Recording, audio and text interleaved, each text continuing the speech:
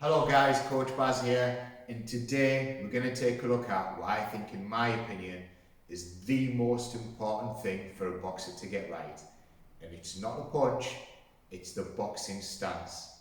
The reason it's the most important thing, in my opinion at least, there's three reasons. Number one, if your stance is right, your balance is right. If your balance is right, you're less likely to get knocked over. Think about it like a building. Doesn't matter how great the building is, how big the rooms are, how tall the building is. If the base of the building is wrong, the minute there's any problems like wind or whatever, the whole building collapses. And it's the same thing in boxing. If your base is wrong, the minute you get into trouble in a fight, you're going to drop, you're going to hit the ground. So your base needs to be correct to give yourself a chance to fight back.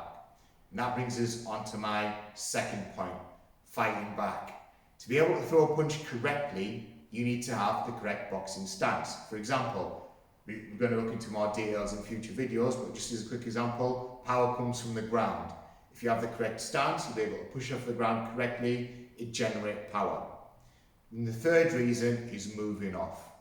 To be able to be a good boxer, you need a close distance, you need to be able to escape when you need to be able to create angles, and all that has to do with foot movement. But you need to be able to move around the ring while still protecting yourself at the same time. Golden rule in boxing, protect yourself at all time, even when you're moving about. To do that, you need to have a correct boxing stance to move from. So without further ado, let's have a look at the correct boxing stance, why we do what we do, common mistakes that people make, and how to avoid them. Ready? Let's go.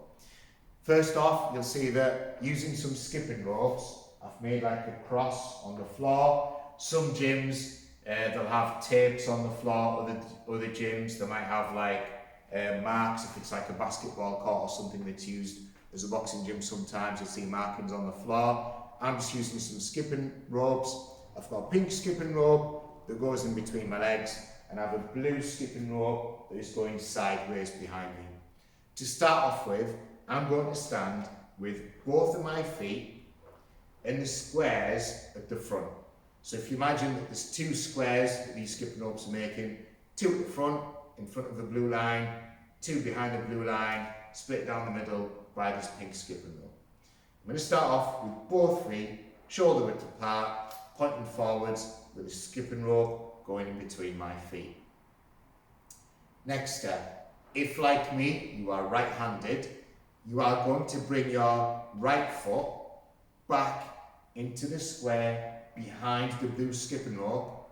However, you still need to keep the pink skipping rope in between your 2 feet. So like this, just bring it straight back.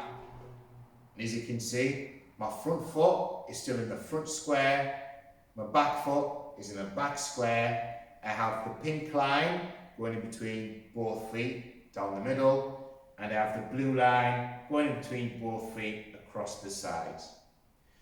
Second step is your back foot. You're going to rotate it, so instead of your toes pointing forwards like this, you're going to rotate it so that your feet are pointing at a 45-degree angle, just like that. So my toes, they're not 90 degrees all the way, they're not straight, they're somewhere in between. It's nice and comfortable for me at a 45-degree angle, pointing that way. Next step is you're going to bend your knees, and then last of all is you're going to slightly raise your heel ever so slightly on the back foot. So my front foot, it's completely flat on the floor. My back foot is not completely flat-footed. I've got my heel raised ever so slightly off the ground. My knees are slightly bent. They're a nice width apart. And then last of all, I'm going to bring my chin down to my chest, look up through my eyebrows, and bring my hands up towards my face. The back hand, you want your thumb close to your cheekbone. Your front hand is going to be in front of you, but slightly off to the side. The reason we have our hands like this is because straight shots coming towards the face, I can see coming, I can block, I can cover, I can block, I can parry, which we'll look at later on. The main thing though I want to be protecting from is power shots coming on the sides. So don't hold your hands there or there. You're going to block your sight, especially with your gloves on. and you're going to be exposed on the side.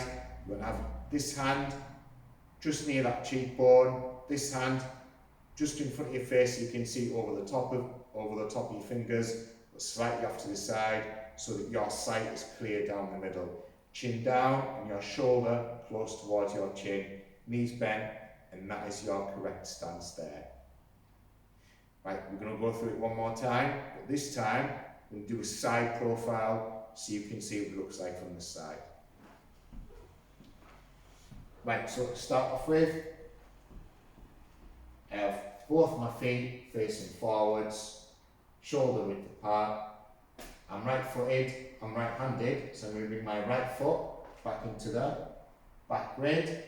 I have one line going between both feet down the middle, and I have a line going down sideways in between both of my feet. I'm going to turn my back foot at a 45-degree angle. I'm going to raise my heel ever so slightly off the ground on my back foot. I'm going to bend my knees, bring my hands to my face, and bring my chin down. If you notice, this shoulder is fairly high up.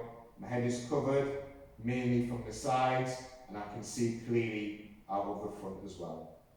Okay, one more time from this side. Right-handed, bring my right foot back into that square, 45-degree angle, bend the knees, raise the back heel off the ground ever so slightly, bring my hands up and my chin down, look up through my eyebrows. That is what we call the orthodox boxing stance. If you're sat there thinking, well, that's no good to me, I'm left-handed, what do I do if I'm left-handed? You do the exact same thing, but instead of bringing your right foot back, you keep your right foot at the front square and you bring your left foot back. So like this. Left foot goes into the back square, and then your left foot goes 45 degrees, and you bend your knees, and then you raise your back heel off the ground. Again, your left foot, bring your hands forward, and this is your stance if you're left-handed, and we call that the Southpaw Stance. You're going to be fighting out of Southpaw.